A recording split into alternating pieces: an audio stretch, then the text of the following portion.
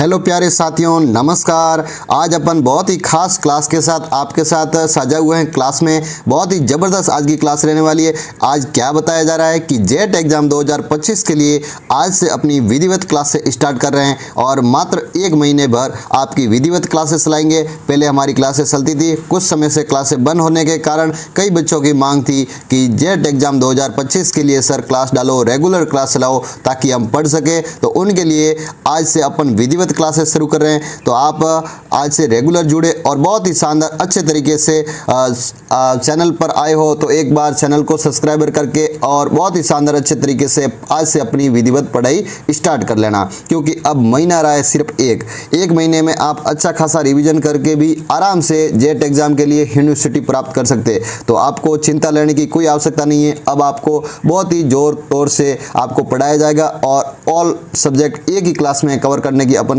कोशिश करेंगे ताकि आपको ज़्यादा से ज़्यादा एक ही क्लास में पूरी कंटेंट समझ में आ जाए। मतलब आज अपन क्या कर रहे हैं, इस क्लास के अंदर क्या खास रहने वाला है कि एक ही क्लास में सभी सब्जेक्ट कवर। मतलब ऐसा नहीं है कि सारे सब्जेक्ट को आज ही अपन पढ़ रहे हैं, ऐसा नहीं है। इसमें एग्रीकल्चर, बायोलॉजी एंड केमिस्ट्री इनके MCQ आज अपन एक ही क्लास में करने वाले हैं। मॉडल पेपर आपका फर्स्ट रहने वाला, परीक्षा से पहले पढ़ना है, सिलेक्शन लेना है तो आपको देखना पड़ेगा और रेगुलर देखना पड़ेगा। ऐसा नहीं है कि आप एक दिन पढ़ो, 2 दिन पढ़ो, फिर आपको जाकर कहीं कहीं मिस्टेक हो जाएगी, कहीं कहीं कमी हो जाएगी। इसलिए रेगुलर जुड़ना। आज से प्रत्येक दिन अपनी क्लास रहेगी और बहुत ही शानदार ज़बरदस्त क्लास लाएंगे आपके लिए, बहुत शानदार अच्छे प्रकार से तैयारी कराएंगे। जेट के लिए तो इस बार बहुत ही खास तैयारी करवाने की प्लान है और बहुत ही ज़बरदस्त क्लासें आज से रेगुलर अपनी बहुत ही अच्छे तरीके से डाली जाएगी। ठीक है, तो रेगुलर आपको पढ़ना है। ठीक है, आगे अपना एक शानदार भाई मोटिवेशन है। क्या बताया जा रहा है कि अपना लक्ष्य साफ रखना चाहिए, मेहनत, अनुशासन और कठिन परिश्रम और किताबों से लगाओ।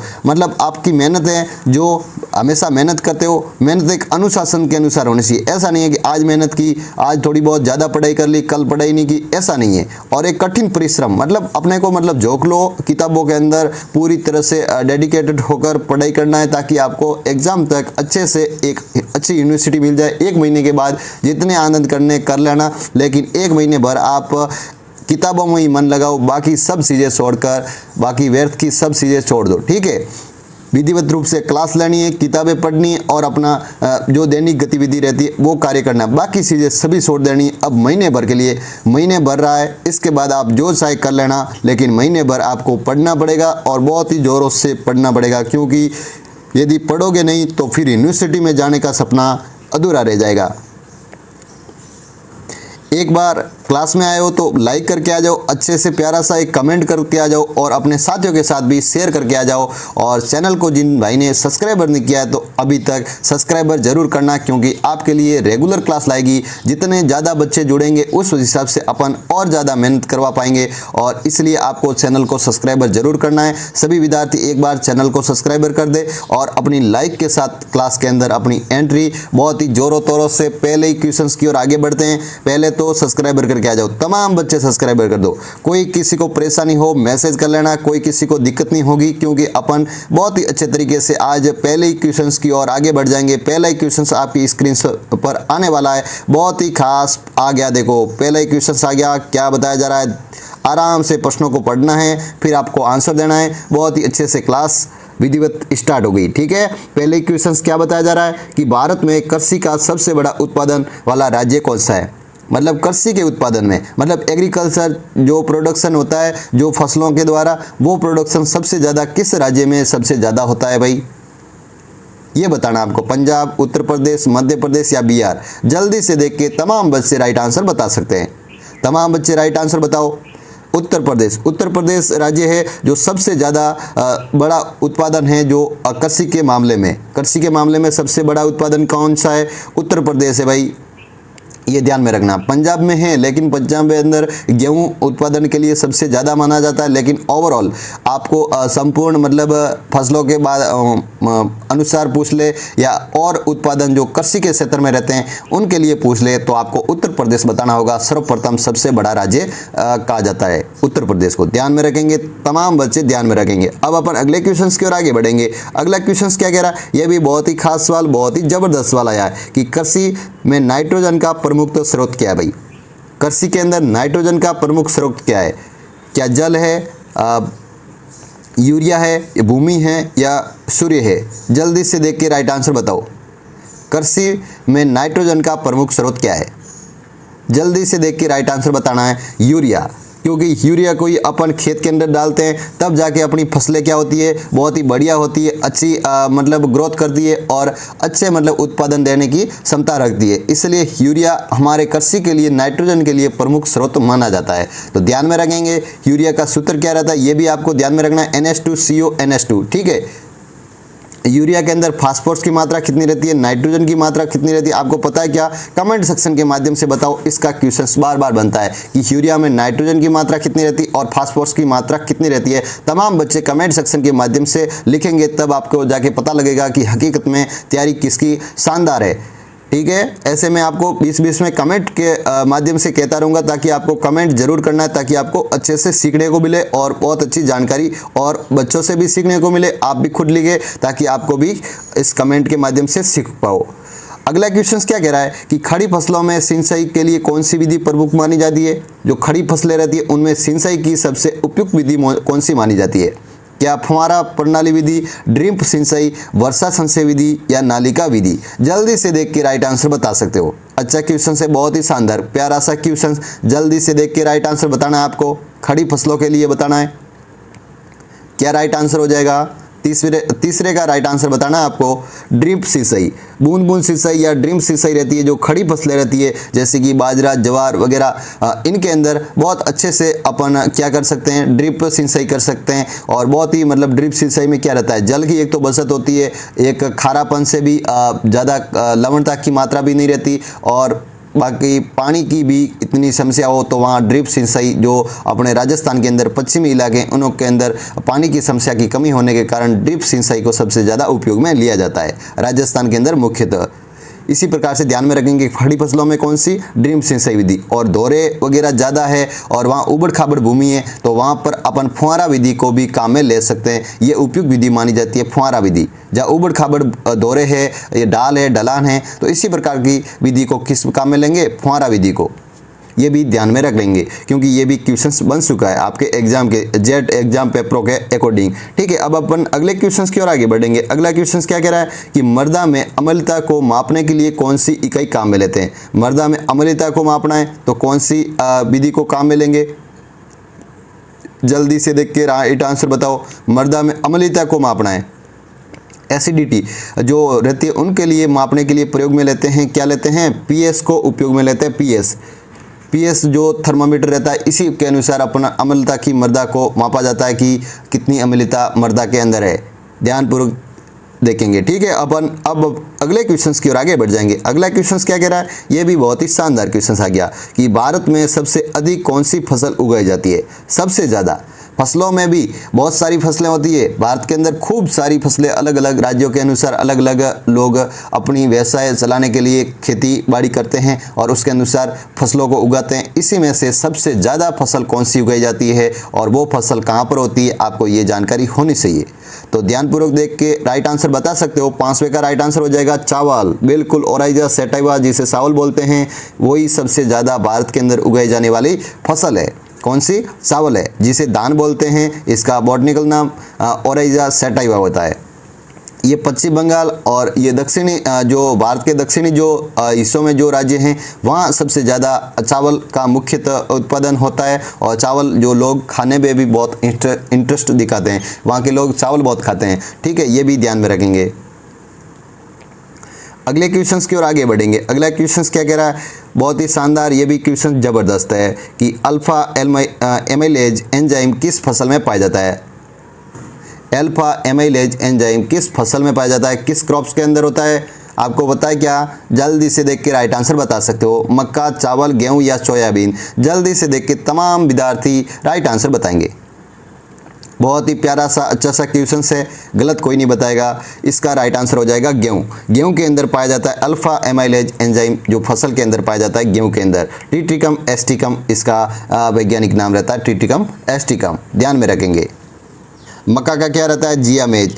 अभी चावल का बताया ओराइजा सैटिवा, और सोयाबीन का क्या रहता है आपको कमेंट सेक्शन के माध्यम से बताना है। और जितने भी वैज्ञानिक नाम हैं, फसलों के हैं, सब्जियों के हैं, फलों के हैं, तो वो वैज्ञानिक नाम, गुणसूत्र संख्या और वहाँ कहाँ की उत्पत्ति है वहाँ की, और सबसे ज़्यादा उत्पादन कहाँ होता है, इसका सवाल आपके 100% बनेगा। एग्रीकल्चर के फील्ड से या बायोलॉजी के हिसाब से भी बन सकता है, क्योंकि बायोलॉजी में भी पादप वगैरह दे रखे हैं, तो उस हिसाब से आपको बायोलॉजी से भी ये सवाल पूछ सकते हैं, और एग्रीकल्चर से पूछने की संभावना तो 100% रहेगी।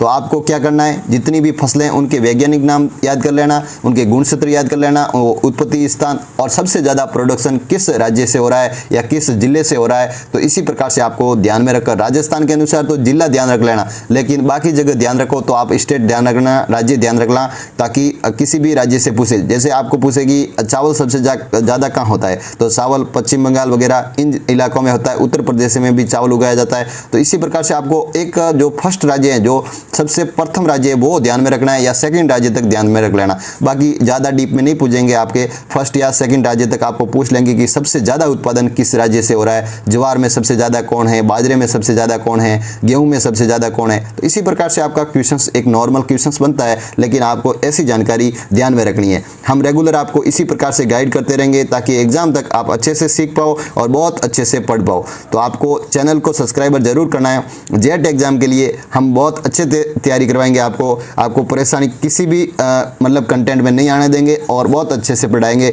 तो चैनल को सब्सक्राइबर जरूर करना, अपने साथियों के साथ भी शेयर जरूर करना, ठीक है। अब अपन 7वें क्वेश्चन की ओर आगे बढ़ जाएंगे कि खरीफ की फसलों में मौसम जो उगाई जाती है, मौसम के अनुसार ऐसी कौन सी, मतलब किसके अंदर उगाई जाती है, गर्मी के अंदर, सर्दी के अंदर, वर्षा के अंदर या शरद के अंदर। जो खरीफ की फसलें रहती है, खरीफ में जो उगाई जाने वाली फसलें किस मौसम में आती है, मौसम आपको बताना है भाई।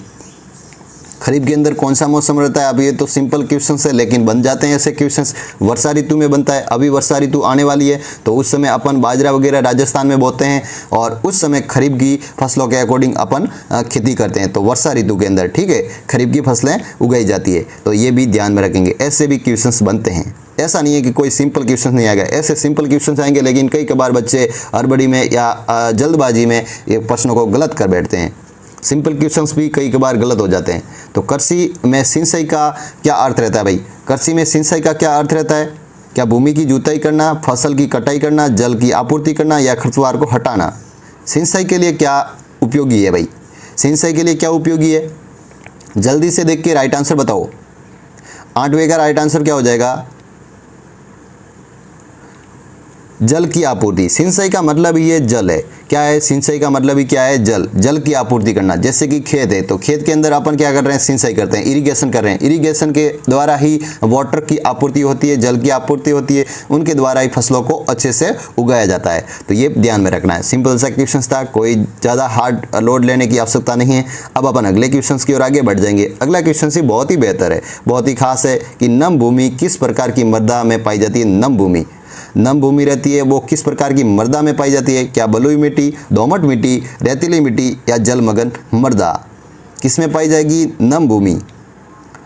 नमी रहती है उन मृदा में जो सिपसिपी रहती है, पास में कण रहते हैं, वही होगी नम भूमि। जिनके कण बहुत ही नज़दीक रहते हैं, मतलब छिपछिपे रहते हैं, एक जगह से दूसरे स्थान पर जाने के लिए भी वो मतलब नहीं जा पाएंगे, क्योंकि पास में हैं, तो वो एक जगह चिपके हुए रहेंगे या दबे हुए रहेंगे, जिस कारण वो इस प्रकार की भूमि मानी जाएगी। आपको एक हिंट दिया, इसी प्रकार से आप राइट आंसर बता सकते हो। तो जलमग्न जो भूमियाँ रहती है या जहाँ मिट्टी रहती है, वहाँ पर नम भूमि पाई जाती है। तो जलमग्न इसका राइट आंसर हो जाएगा। 90 का क्या राइट आंसर हो जाएगा, डी, ठीक है, ध्यान में रखेंगे। जैसे कि काली मिट्टी रहती है, तो काली मिट्टी एक नम भूमि, नमी रहती है उसके अंदर, और वो एक चिपचिपी मृदा रहती है उसके अंदर। कपास के लिए बहुत ही अच्छी मानी जाती है, इसे कपासी मिट्टी भी कहा जाता है काली मिट्टी को। ये भी ध्यान में रखेंगे। मिट्टियों के बारे में भी अच्छा सवाल आता है, ये भी ध्यान में रखना। मिट्टी के बारे में बहुत ही शानदार आपको क्वेश्चंस पूछते हैं, ध्यान में रखना, ठीक है। अब अपन अगले क्वेश्चंस की ओर आगे बढ़ेंगे कि भारत में गेहूं के उत्पादन के लिए प्रमुख राज्य मतलब अवधि कौन सी है। जो गेहूं के प्रमुख उत्पादन के लिए कौन सी अवधि सही मानी जाती है, मतलब किस महीने से किस महीने के मध्य गेहूं की फसल का अपने भारत के अंदर मुख्यतः पैदावार होता है और सबसे अच्छा उत्पादन दिया जाता है, क्योंकि गेहूं अपने भारत में मुख्यतः जो फसल है जो अपन खाने के लिए उपयोग में लेते हैं। तो इसी प्रकार से आपको ध्यान में रखना है कौन से महीने से कौन से महीने के मध्य गेहूं की फसल उगाई जाती है। पहले तो आपको ऋतु पता होना चाहिए, तो कौन सी ऋतु में, रबी की फसल है, कौन सी है, गेहूं एक रबी की फसल है। तो आपको अब महीना बता देना है, तो महीना हो जाएगा नवंबर से अप्रैल के मध्य, मतलब मध्य नवंबर से मध्य अप्रैल के मध्य या अप्रैल के आसपास तक अपन गेहूं की फसल को कटाई कर लेते हैं। ठीक है, उगाई से ठेठ कटाई तक का मतलब इन महीनों के मध्य का जो कार्यकाल है। तो ये ध्यान में रखना गेहूं की फसल के लिए। एक आपको एक जानकारी देना चाहूँगा इस क्वेश्चन से, तो जो भी ऋतुएं रहती अलग अलग, तो ऋतुओं के अकॉर्डिंग जो खरीफ, रबी और जायद, कौन कौन सी खरीफ की है, कौन कौन सी रबी की है, कौन कौन सी जायद की है, ये तमाम आपको आनी चाहिए। जैसे कि रबी की कौन कौन सी है, जैसे कि गेहूं है, सरसों है, राई है, जैसे इसी प्रकार से जई है। तो ये सभी फसलें आपको एक अच्छे से मतलब आप याद कर लेना। ठीक है, फिर खरीफ की याद कर लेना और फिर जायद की याद कर लेना। तो इसी प्रकार से आपको एक नॉर्मल क्वेश्चंस पूछते हैं, लेकिन कई बार बच्चे कंफ्यूज होते हैं। कई खरीफ के अंदर भी बहुत सारे मतलब मूंगफली है, सोयाबीन है, इसमें कंफ्यूज हो जाते हैं, या जायद में भी कई कुकुरबिटेसी में तरबूज, खरबूज, इसके बारे में जो कंफ्यूज हो जाते हैं। तो इसी प्रकार से आपको सारी फसलों को एकदम व्यवस्थित तरीके से याद कर लेना है। खरीफ, रबी की, जायद की, ये सभी फसलें अलग अलग तरीके से आपको याद कर लेना। ठीक है, तो ये एक क्वेश्चन आने की संभावना इससे भी बनती है, तो ये भी आपका गलत नहीं होगा एग्जाम के अंदर। आपको साथ साथ में हिंट देते रहेंगे ताकि आपको एग्जाम तक बहुत अच्छे से आप प्रिपेयर कर पाओ और बहुत अच्छे से सीख पाओ। ठीक है, अब अगले क्वेश्चंस की ओर आगे बढ़ेंगे कि मानव शरीर में जो रक्त का मुख्य कार्य क्या रहता है। भाई, मानव शरीर में रक्त का मुख्य कार्य क्या रहता है। अब बायोलॉजी आ गई, देखो बायोलॉजी के भी क्वेश्चंस बहुत ही शानदार रहने वाले हैं। ध्यानपूर्वक देख के राइट आंसर बताओ। 11th का राइट आंसर क्या हो जाएगा, ऑक्सीजन और पोषण तत्वों की आपूर्ति करना मानव शरीर में रक्त का मुख्य कारण रहता है। भाई, क्या करना, ऑक्सीजन और पोषक तत्वों की आपूर्ति करना, ये इसका राइट आंसर हो जाएगा। बिल्कुल सी इसका राइट आंसर हो जाएगा, ऑक्सीजन और पोषक तत्वों की आपूर्ति करना। बहुत ही अच्छा क्वेश्चन था। अब अपन अगले क्वेश्चन की ओर आगे बढ़ेंगे। अगला क्वेश्चन ही बहुत ही शानदार रहने वाला है, बहुत ही ज़बरदस्त रहने वाला है कि कोशिका की सबसे महत्वपूर्ण जो घटक कौन सा है। भाई, कोशिका का सबसे महत्वपूर्ण घटक कौन सा है, नाभिक है, कोशिका द्रव है, कोशिका झिल्ली है, या माइटोकॉन्ड्रिया है। 12वें का राइट आंसर बताना है। कोशिका का मुख्य घटक कौन है, नाभिक है। नाभिक को ही बोलते हैं केंद्रक।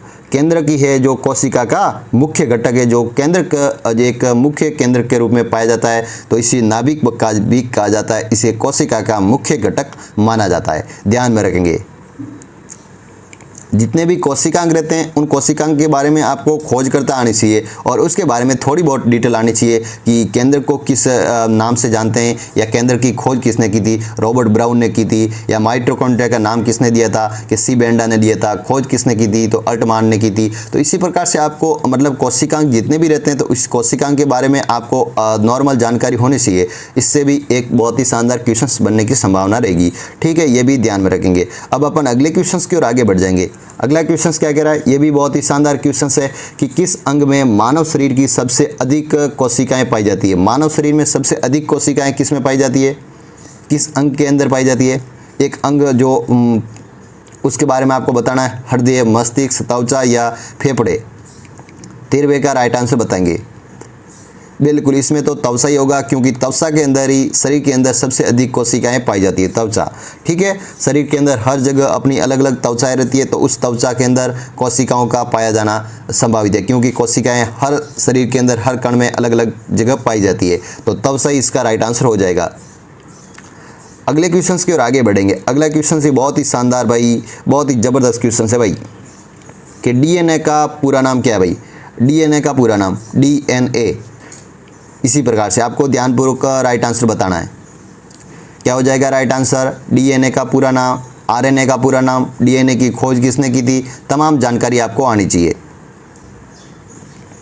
डीऑक्सी राइबो न्यूक्लिक अम्ल या एसिड कह सकते हैं। पहले ही क्या राइट होगा, बिल्कुल डीऑक्सी राइबो न्यूक्लिक एसिड इसका राइट आंसर हो जाएगा। बहुत ही अच्छा क्वेश्चन। यदि आरएनए हो जाता तो राइबो न्यूक्लिक एसिड कह सकते हैं। ठीक है, डीएनए की खोज किसने की थी, वॉटसन व क्रिक ने की थी। डीएनए का डबल हेलिक्स जो मॉडल दिया था उसके अनुसार आपको ध्यान रखना है कि इसमें वॉटसन व क्रिक ने डीएनए की खोज करता थे, ये भी ध्यान में रखना है। अच्छा क्वेश्चन बन सकता है आपके एग्जाम में। अगले क्वेश्चंस की ओर आगे बढ़ेंगे। अगला क्वेश्चंस क्या कह रहा है, ये भी बहुत ही शानदार क्वेश्चन है, बहुत ही ज़बरदस्त क्वेश्चन है कि मानव शरीर में जो हड्डियाँ कितनी पाई जाती है, मानव शरीर में कुल कितनी हड्डियाँ पाई जाती है। शिशु रहता है उसके अंदर कितनी हड्डियाँ रहती है, ये दोनों क्वेश्चंस आपको साथ में बताने होंगे, क्योंकि आपको एक क्वेश्चंस के अंदर 2 या 3 क्वेश्चन सीखने की कोशिश करना है ताकि जब क्लास में मज़ा आए। क्योंकि क्लास में ऐसा नहीं है कि एक क्वेश्चन किया, टिक किया और आगे चल गए। ऐसे करने से क्या होगा कि केवल आपको क्वेश्चंस और आंसर ही याद होंगे, लेकिन आपको उसके बारे में डिटेल या समझ में नहीं आएगा। इसलिए थोड़ा बहुत समझाना जरूरी है, क्योंकि आपको क्लास पूरी एक अच्छे वे में समझ में आ जाए। ठीक है, अब इसका राइट आंसर बताएंगे कि मानव शरीर में हड्डियों की संख्या रहती है 200 से। शिशु के अंदर कितनी रहती है, आप कमेंट सेक्शन के माध्यम से बताओ कि मानव शिशु के अंदर कुल हड्डियों की संख्या, जब शिशु जन्म लेता है उस समय उनके हड्डियों की संख्या कितनी रहती है मानव शरीर के अंदर। ये भी ध्यान में रखना है आपको। ये भी क्वेश्चंस कई बार एग्जाम में बन चुका है। आपको कमेंट सेक्शन के माध्यम से बताना है कौन राइट आंसर बताता है। इसका राइट आंसर मैंने बता दिया कि 200 से हड्डियाँ रहती है जो मानव शरीर के अंदर। ध्यान में रखेंगे, जो भी मैंने क्वेश्चंस के बारे में आपको कमेंट करने का बोला है उसके बारे में आपको कमेंट ज़रूर करना है, ताकि आपको सीखने को मिले और अच्छे से आप क्लास समझ पाए। ठीक है, अब अपन अगले क्वेश्चंस की ओर आगे बढ़ेंगे। जो आयरन, जो लोहा रहता है, जो शरीर का सबसे किसका निर्माण करता है, शरीर के अंदर किसका निर्माण करता है, जो आयरन लोहे का शरीर के अंदर महत्वपूर्ण किसके निर्माण के लिए उपयोग में मतलब निर्माण के लिए कार्य में लिया जाता है। ठीक है, तो इसी प्रकार से क्वेश्चन है, कोई दिक्कत नहीं है किसी को। 16वें का राइट आंसर बताएंगे। क्या राइट आंसर हो जाएगा कि खून में कोशिकाओं के अंदर पाया जाता है आयरन। खून की जो खून शरीर के अंदर खून रहता है उनकी कोशिकाओं में ही पाया जाता है आयरन या लोहा। ठीक है, अपने खून के अंदर पाया जाता है आयरन व लोहा तत्व पाया जाता है, शरीर में निर्माण के लिए भी सहायक रहता है। अब अपन अगले क्वेश्चंस की ओर आगे बढ़ेंगे। अगला क्वेश्चन बहुत ही बेहतर, बहुत ही खास रहने वाला है कि न्यूट्रिएंट्स में से कौन सा शरीर के लिए ऊर्जा का मुख्य स्रोत है। मतलब ये न्यूट्रिएंट्स दे रखे हैं, उनमें से कौन सा जो शरीर में ऊर्जा का मुख्य स्रोत है। ऊर्जा किससे प्राप्त होती है, एनर्जी किससे मिलती है आपको, क्या प्रोटीन से मिलती है, क्या वसा से, क्या कार्बोहाइड्रेट या विटामिन, किससे मिलेगी आपको। शरीर के अंदर ऊर्जा चाहिए तो किस न्यूट्रिएंट्स को या किस खनिज लवण को आप शरीर के अंदर उपयोग में लेंगे। 17वें का राइट आंसर बताना है। कार्बोहाइड्रेट। कार्बोहाइड्रेट एक ऊर्जा का मुख्यतः जो स्रोत रहता है कार्बोहाइड्रेट। कार्बोहाइड्रेट से ही अपनी भूख मिट जाती है, कार्बोहाइड्रेट से ही शरीर के अंदर ऊर्जा आ जाती है और शरीर एक हष्ट-पुष्ट रहता है। कार्बोहाइड्रेट शरीर के लिए बहुत ही अति आवश्यक रहता है। बाकी चीज़ें जरूरी है, लेकिन कार्बोहाइड्रेट सबसे अति आवश्यक है। विटामिन, ऐसा नहीं है कि विटामिन नहीं चाहिए, विटामिन भी चाहिए, वसा भी चाहिए, प्रोटीन भी चाहिए। क्योंकि वसा नहीं कहेंगे तो अच्छे से मतलब शरीर के अंदर जो वो कहते हैं मानसिक रूप से अपन एकदम एक्टिव नहीं रह पाएंगे या पूरे शरीर के अंदर फिट नहीं रह पाएंगे। इसलिए वसा भी जरूरी है, प्रोटीन भी जरूरी है, क्योंकि प्रोटीन से शरीर के अंदर एक प्रकार से अच्छी अपनी बॉडी बन सकती है, तो इसलिए प्रोटीन भी जरूरी है। विटामिन भी जरूरी है, अलग अलग फ्रूट वगैरह रहते हैं उसमें अलग अलग विटामिन रहते हैं, उनके लिए भी बहुत ही अति आवश्यक है। तो ये भी सभी ध्यान में रखना है, जितने भी मिनरल्स रहते हैं उनके बारे में भी आपको थोड़ी बहुत जानकारी ध्यान में रखना है, इससे भी क्वेश्चंस बन सकता है। ठीक है, अब अपन अगले क्वेश्चंस की ओर आगे बढ़ जाएंगे। अगला क्वेश्चंस क्या कह रहा है, ये भी बहुत ही बेहतरीन क्वेश्चंस कि किस प्रक्रिया द्वारा जो पौधों में भोजन का निर्माण होता है। कौन सी प्रक्रिया है जिसके द्वारा पौधों के अंदर भोजन का निर्माण होगा। क्या श्वसन के द्वारा, प्रकाश संश्लेषण के द्वारा, जल संचय द्वारा या पोषण के द्वारा। 18वें का आपको राइट आंसर बताना है कि प्रकाश संश्लेषण इसका राइट आंसर हो जाएगा। प्रकाश संश्लेषण के द्वारा ही शरीर के अंदर क्या होता है, मतलब पौधों के अंदर भोजन का निर्माण होता है। पौधे रहते हैं, पौधों के अंदर भोजन के निर्माण के लिए प्रकाश संश्लेषण की क्रिया अति आवश्यक रहती है। सूर्य से प्रकाश आता है और उनके द्वारा प्रकाश संश्लेषण की क्रिया होती है और उनके द्वारा भोजन, पौधों को भोजन का निर्माण में सहायक रहता है। ध्यान में रखेंगे, अच्छा क्वेश्चन था। अगले क्वेश्चंस की ओर आगे बढ़ जाएंगे। अगला क्वेश्चंस क्या कह रहा है, ये भी बहुत ही बेहतरीन ढंग से अच्छा क्वेश्चन है कि मानव शरीर में सबसे बड़ा अंग कौन सा है। मानव शरीर का सबसे बड़ा अंग कौन सा है, हृदय, मस्तिष्क, त्वचा या लीवर। आपने पढ़ रखा होगा, बहुत ही अच्छा क्वेश्चन है, शानदार क्वेश्चन है। राइट आंसर क्या हो जाएगा? तवचा, बिल्कुल तवचा। ऐसा नहीं है कि भाई मस्तिष्क बड़ा है, हृदय बड़ा है, लीवर बड़ा है, ऐसा नहीं है। तवचा सबसे बड़ी है क्योंकि तवचा हमारे शरीर में हर जगह फैली हुई है, तो तवचा कोई मानव शरीर का सबसे बड़ा अंग माना जाएगा। ध्यान में रखेंगे, आज के बाद इसको गलत नहीं बताएंगे, तवचा को राइट आंसर बताएंगे। तवचा ही मानव शरीर का सबसे बड़ा अंग है। अगले क्वेश्चन की ओर आगे बढ़ जाएंगे। अगला क्वेश्चन ही बहुत ही बेहतरीन है भाई, विटामिन से आया। देखो हमने कहा था कि मिनरल्स जितने भी रहते हैं, खनिज लवण रहते हैं, उनके बारे में आपको जानकारी अच्छे से होना चाहिए ताकि आपको एग्जाम के अंदर इनसे भी बहुत ही अच्छा सा क्वेश्चन पूछ सकते हैं। तो मनुष्य में विटामिन डी की कमी से कौन सी बीमारी रहती है? अलग अलग विटामिन रहते हैं, उनसे कौन सी कमी पाई जाती है या किन से अपने को फ़ायदा मिलता है, ये भी जो फ्रूट रहते हैं, जिस फ्रूट से अपने को शरीर के अंदर उसकी आपूर्ति कर सकते हैं, उनकी पूर्ति कर सकते हैं, इनके बारे में भी आपको ध्यान में रखना है। तो विटामिन डी की कमी से कौन सी बीमारी रहेगी या कौन सा रोग हो जाएगा? रिकेट्स नामक बीमारी हो जाएगी जो मानव शरीर में विटामिन डी की कमी से। ठीक है, स्कर्वी किससे होता है? Vitamin C. और नेत्र रोग जिसे अपन कहते हैं रतौंधी रोग, विटामिन ए। बिल्कुल ध्यान में रखेंगे। ठीक है, और बेरी विटामिन बी, ये भी ध्यान में रखेंगे। अगले क्वेश्चंस की ओर आगे बढ़ेंगे। अगला क्वेश्चंस क्या कह रहा है? ये भी बहुत ही बेहतरीन ढंग से अच्छा क्वेश्चंस है कि कोशिका में ऊर्जा का मुख्यतः जो उत्पादन किसके द्वारा होता है? कोशिका में जो ऊर्जा मिलती है वो ऊर्जा किसके द्वारा मिलती है? क्या नाभिक के द्वारा, माइटोकॉन्ड्रिया के द्वारा, क्लोरोप्लास्ट के द्वारा या राइबोसोम के द्वारा? जल्दी से देख के राइट आंसर बताओ। 21वें का राइट आंसर बताना आपको। राइट आंसर क्या हो जाएगा? माइटोकॉन्ड्रिया, MT, जिसे माइटोकॉन्ड्रिया बोलते हैं। इनकी खोजकर्ता कौन थे? अल्टमान थे। ठीक है, और इनका नाम दिया था सीबेंडा ने। तो वही है जो ऊर्जा का मुख्य, कोशिका के अंदर ऊर्जा का मुख्य स्रोत होता है। इसलिए तो कहते हैं शक्तिघर या पावर हाउस के नाम से भी जानते हैं। ठीक है, शक्तिग्रह, कोशिका का शक्तिग्रह या कोशिका का पावर हाउस, इसी प्रकार से इनको अलग अलग नामों से जाना जाता है। ठीक है, जो ऊर्जा के मुख्य उत्पादन के लिए सहायक रहता है कोशिका के अंदर। ध्यान में रखेंगे। अगले क्वेश्चंस की ओर आगे बढ़ेंगे। अगला क्वेश्चंस क्या कह रहा है? ये भी बहुत ही बेहतरीन ढंग से अच्छा क्वेश्चंस है कि किस अंग में लसिका कोशिकाएं पाई जाती है? किस अंग के अंदर लसिकाएं कोशिकाएं पाई जाती है? हृदय के अंदर, मस्तिष्क के अंदर, लीवर के अंदर या रक्त के अंदर लसिकाएं कोशिकाएं पाई जाती है? अच्छा सा क्वेश्चन, बहुत ही शानदार प्यारा सा क्वेश्चन है भाई, बहुत ही ज़बरदस्त क्वेश्चन है। रक्त के अंदर ही होती है। क्या होती है? लसिकाएं जो अंग के अंदर कोशिकाओं के रूप में पाई जाती है। रक्त होगा इसका, ब्लड इसका राइट आंसर हो जाएगा। अगले क्वेश्चन की ओर आगे बढ़ जाएंगे। अगला क्वेश्चन ही बहुत ही बेहतरीन, आज की क्लास तो बहुत ही खास रहने वाली है आपके लिए। बहुत ही कितने अच्छे से क्वेश्चंस आ रहे हैं, बहुत ही शानदार, अच्छे से आप पढ़ रहे हो, कोई किसी को परेशानी नहीं हो रही है। इसका मतलब बहुत ही शानदार अच्छे से वे में अपनी क्लास चल रही है। ठीक है, अगला क्वेश्चन क्या कह रहा है कि हाइपोथैलेमस का मुख्य कार्य क्या है भाई? हाइपोथैलेमस का मुख्य कार्य क्या है? आपको ध्यानपूर्वक देख के राइट आंसर बताना है। हाइपोथैलेमस, ध्यानपूर्वक अब प्रश्न को देख लो। प्रश्न कट रहा है तो कोई दिक्कत नहीं, अब देख लो, आराम से देखो। राइट आंसर बताना है आपको, तो एक ही काम करना है, राइट आंसर बताना है। 23वें का क्या राइट आंसर हो जाएगा? हाइपोथैलेमस का मुख्य कार्य क्या रह जाएगा कि हार्मोन का नियंत्रण करना। हार्मोन का नियंत्रण करना, यही कार्य रहता है हाइपोथैलेमस। ध्यान में रखेंगे, अच्छा क्वेश्चन है। अगले क्वेश्चंस की ओर आगे बढ़ जाएंगे। अगले क्वेश्चंस क्या कह रहा है? ये भी बहुत ही बेहतरीन ढंग से अच्छा क्वेश्चन है कि शरीर में क्या जो तत्व जो हड्डियों की मजबूती को प्रदान करता है, ऐसा कौन सा तत्व है जो शरीर के अंदर हड्डियां रहती हैं उनको मजबूती के लिए प्रदान है, जिम्मेदार है? कौन सहायक रहता है जो हड्डियों की मजबूती के लिए? फास्फोरस, कैल्शियम, आयरन या पोटेशियम? 24वें का राइट आंसर बताएंगे। कैल्शियम, बिल्कुल राइट आंसर, बिल्कुल तमाम बच्चे राइट आंसर बता रहे हैं। आप तो बहुत ही होशियार हो भाई, बहुत ही होशियार हो, बहुत ही टैलेंट हो। कैल्शियम होता है जो जिसके द्वारा, तत्वों के द्वारा हड्डियों की मजबूती होती है शरीर के अंदर।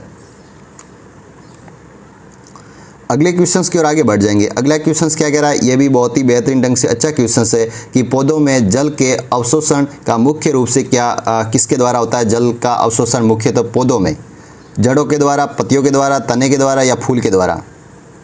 जल का अवशोषण किसके द्वारा होता है? 25वें का राइट आंसर बताना है। बिल्कुल सही बताएंगे, क्योंकि जड़ से अपन पौधों के अंदर तो की पत्तियों के ऊपर पानी डालते हैं, जड़ों में पानी डालते हैं, तब जाके वो फ्रूट भी देता है और हर जगह, हर मतलब पौधा रहता है, जिस भाग में वो पानी ले जाना चाहता है उस जिस भाग में वो पानी ले जा सकता है और पूरे पौधे में आराम से पानी पहुंच सकता है। केवल जड़ों में पानी डालने से जल का अवशोषण होता है पौधों के अंदर, ध्यान में रखेंगे। तो इसलिए जड़ इसका राइट आंसर हो जाएगा। अगले क्वेश्चंस की ओर आगे बढ़ेंगे। अगला क्वेश्चंस क्या कह रहा है, बहुत ही शानदार क्वेश्चंस है कि पानी का जो रासायनिक सूत्र रहता है, रासायनिक सूत्र क्या रहता है। भारी जल का भी आपको राइट आंसर बताना है कि भारी जल का रासायनिक सूत्र क्या रहता है। पहले तो पानी का, वाटर का बताओ। H2O रहता है जो पानी का रासायनिक सूत्र है, लेकिन पूछ ले कि भारी जल का रहता है तो D2O, ठीक है, D2O ये भारी जल का रासायनिक सूत्र रहता है, ध्यान में रखेंगे। अच्छा से, बहुत ही शानदार क्वेश्चंस था। अगले क्वेश्चंस की ओर आगे बढ़ जाएंगे। अगला क्वेश्चंस क्या कह रहा है, ये भी बहुत ही बेहतरीन ढंग से अच्छा से क्वेश्चंस, बहुत ही शानदार क्वेश्चंस आ गया। क्या बताया जा रहा है, किस रासायनिक यौगिक में सोडा, जो जिसे कहा जाता है सोडा को किसे कहा जाता है, कौन सा रासायनिक यौगिक है जो सोडे के रूप में अपन काम में लेते हैं। सोडा का जो सूत्र है, रासायनिक सूत्र है, वो बताना है, कौन सा हो जाएगा। ध्यानपूर्वक देख के राइट आंसर बता सकते हैं। 27वें में राइट आंसर बताना आपको NH2CO3। NH2CO3 जो सोडा का जो रासायनिक सूत्र रहता है NH2CO3।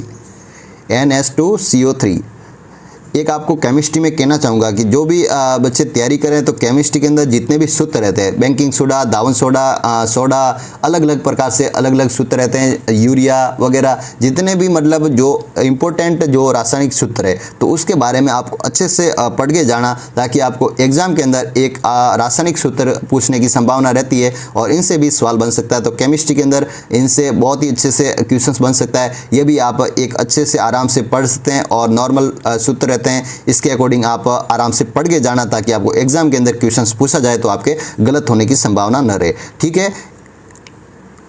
अब अपन अगले क्वेश्चंस की ओर आगे बढ़ जाएंगे। अगला क्वेश्चंस क्या कह रहा है, अगला क्वेश्चंस ही बहुत ही बेहतरीन, बहुत ही शानदार क्वेश्चंस है कि नाइट्रोजन का किस के रूप में अपन उपयोग के रूप में उर्वरक के लिए लिया जाता है। भाई, उर्वरक के लिए अपन नाइट्रोजन को किस प्रकार से उर्वरक के रूप में उपयोग में लेते हैं। क्या N2 को, NH3 को, NH2 को या N3 को। 28वें का राइट आंसर बताना है NH3 को अपन काम में लेते हैं जो उर्वरक के रूप में। नाइट्रोजन पहले ही बात की थी, यूरिया के रूप में अपन खेत में काम में लेते हैं, जो NH3 के रूप में अपन जो खेत के अंदर इसके उपयोग के लिए बहुत ही शानदार अच्छी पैदावार के लिए अपन काम में लेते हैं NH3, ठीक है। अगले क्वेश्चंस की ओर आगे बढ़ेंगे। पानी में घुलने वाली गैस कौन सी है। पानी में घुलने वाली गैस कौन सी है। क्या नाइट्रोजन, ऑक्सीजन, कार्बन डाइऑक्साइड या हाइड्रोजन। 29वें का राइट आंसर क्या हो जाएगा, कार्बन डाइऑक्साइड। बिल्कुल कार्बन डाइऑक्साइड ही होगा, क्योंकि पानी में घुलती है CO2। CO2 कहाँ घुलती है, पानी के अंदर, ध्यान में रखेंगे। अच्छा क्वेश्चन था। अगले क्वेश्चंस की ओर आगे बढ़ेंगे। अगला क्वेश्चंस क्या कह रहा है, हाइड्रोक्लोरिक एसिड का रासायनिक सूत्र है, जो हाइड्रोक्लोरिक अम्ल भी कह सकते हैं या एसिड कह सकते हैं, इसका रासायनिक सूत्र क्या है, तो HCl को ही कहते हैं हाइड्रोक्लोरिक एसिड, ठीक है, हाइड्रोक्लोरिक एसिड कह सकते हैं। बहुत ही अच्छा सा शानदार क्वेश्चन था। इनको क्या कहते हैं, H2HO4 को क्या बोलते हैं, सल्फ्यूरिक अम्ल बोलते हैं, सल्फ्यूरिक अम्ल H2HO4। इसी प्रकार से आपको अलग अलग ध्यान में रखना है, जितने भी रासायनिक सूत्र है उनके बारे में ध्यान में रखना है। अगला क्वेश्चन क्या कह रहा है कि ऑक्सीजन के जो अणु कितने परमाणु, मतलब परमाणुओं से बना रहता है। भाई, ऑक्सीजन के जो अणु रहते हैं कितने परमाणुओं से बना रहता है। क्या 1 से 2 से 3 से 4 से, कितने परमाणुओं से बना रहता है। ऑक्सीजन के जो अणु रहते हैं वो 2 अणु से, 2 अणु से बना रहता है, जो ऑक्सीजन के अणु परमाणुओं से बना रहता है। अगले क्वेश्चंस की ओर आगे बढ़ेंगे। अगला क्वेश्चंस क्या कह रहा है कि किस गैस में जो सांस के लेने के लिए कौन सी गैस मानी जाती है। सांस के लिए अपन काम में लेते हैं, जो मनुष्य श्वसन के लिए उपयोग में लिया जाता है, ऐसी कौन सी गैस है। आपको नॉर्मल सा क्वेश्चन है, बहुत ही शानदार क्वेश्चन है। ऑक्सीजन, ऑक्सीजन को ही अपन काम में लेते हैं, O2 रहती है, ठीक है, ध्यान में रखेंगे। अगले क्वेश्चंस की ओर आगे बढ़ जाएंगे। अगला क्वेश्चंस क्या कह रहा है, ये भी बहुत ही शानदार क्वेश्चन आया, बहुत ही ज़बरदस्त है कि प्राकृतिक गैस जो मुख्य घटक के रूप में किस घटक को काम में लेते हैं मुख्य घटक के रूप में प्राकृतिक गैस के लिए। हाइड्रोजन, मीथेन, कार्बन डाइऑक्साइड या नाइट्रोजन। प्राकृतिक गैस का मुख्य घटक क्या है भाई। 33वें का राइट आंसर हो जाएगा मीथेन। मीथेन हो जाएगा CH4, जिसे मीथेन बोलते हैं। प्राकृतिक गैस का मुख्य घटक क्या है? मीथेन है।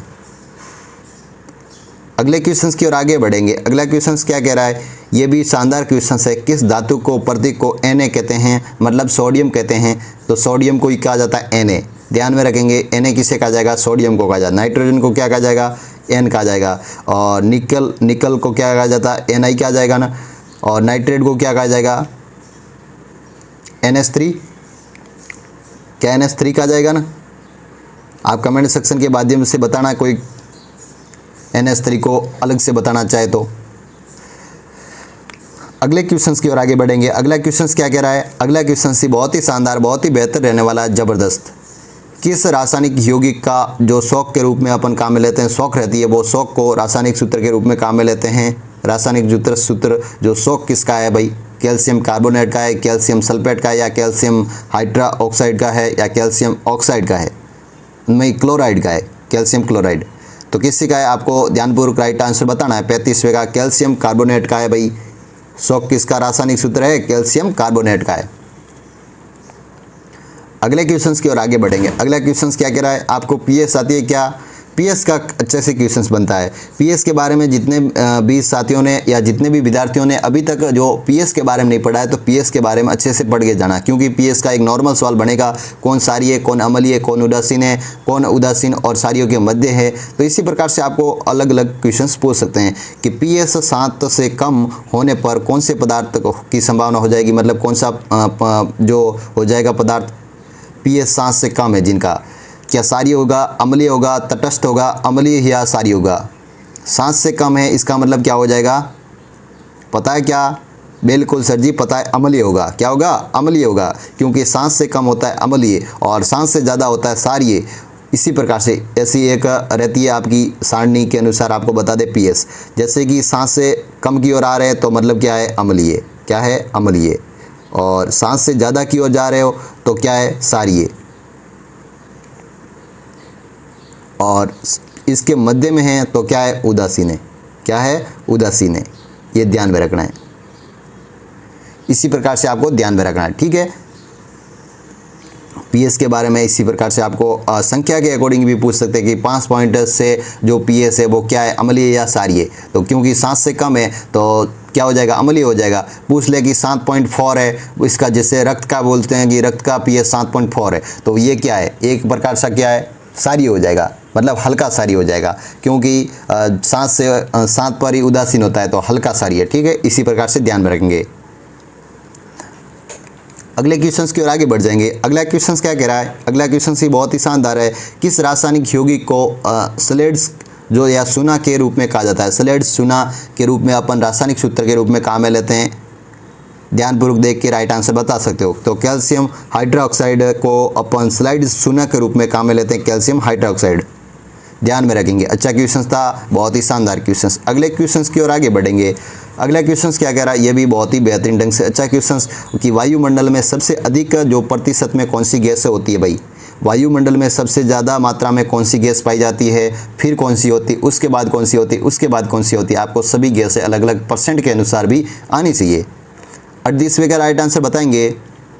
राइट आंसर हो जाएगा नाइट्रोजन। नाइट्रोजन रहती है 78.8% के हिसाब से, 78.08% रहती है जो नाइट्रोजन की मात्रा। ऑक्सीजन पूछ ले तो लगभग 20.95% या 21% मान लो कि 21% रहती है अपन ऑक्सीजन। और कार्बन डाइऑक्साइड कितनी रहती है? 0.03% रहती है कार्बन डाइऑक्साइड। और पूछ ले कि आर्गन कितनी रहती है? तो 0.93% के हिसाब से रहती है आर्गन। तो इसी प्रकार से आपको सारी अलग अलग गैसों के अनुसार आनी चाहिए कि नाइट्रोजन की मात्रा कितनी है, ऑक्सीजन की कितनी है, कार्बन डाइऑक्साइड की कितनी है, आर्गन की कितनी है। वायुमंडल में सबसे अधिक मात्रा में पूछ ले तो बता देना नाइट्रोजन है, जो 78.08% के हिसाब से जो पाई जाती है वायुमंडल के अंदर।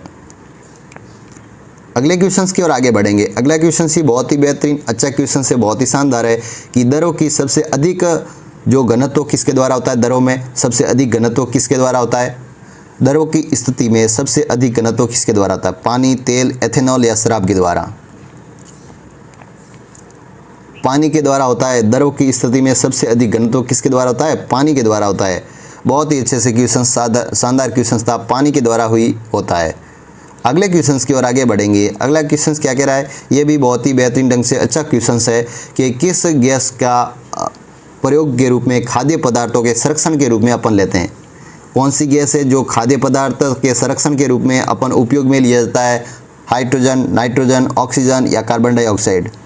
या चिप्स रहती ना, आपने जो देखी होगी नमकीन वगैरह आपने आती है थैलियों के अंदर, जो पैकेट के अंदर, तो चिप्स के अंदर या अलग अलग इसी प्रकार से अलग अलग जो पैकेट होते हैं, तो वो मशीनों के द्वारा पैक होते हैं, उसके अंदर गैस भरी जाती है नाइट्रोजन, जो खाद्य पदार्थों को सुरक्षित रखती है और उसको खराब लंबे समय तक खराब नहीं हो पाते हैं। इसी कारण उसके अंदर कौन सी गैस भरी जाएगी, नाइट्रोजन गैस भरी जाएगी। इसका बी आंसर राइट हो जाएगा, नाइट्रोजन। अच्छे प्रकार से ध्यान में रखेंगे।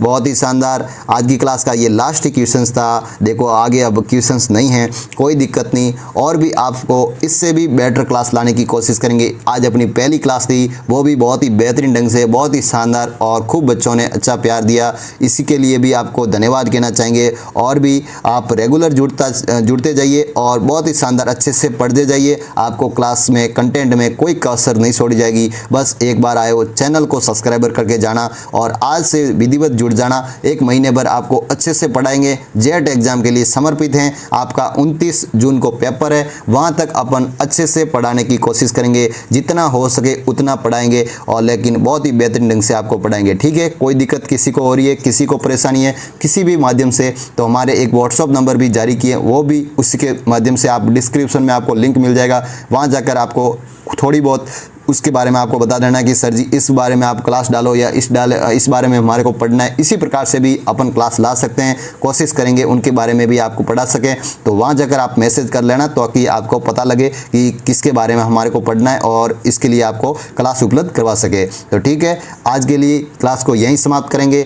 थैंक यू सभी विद्यार्थियों के लिए, धन्यवाद।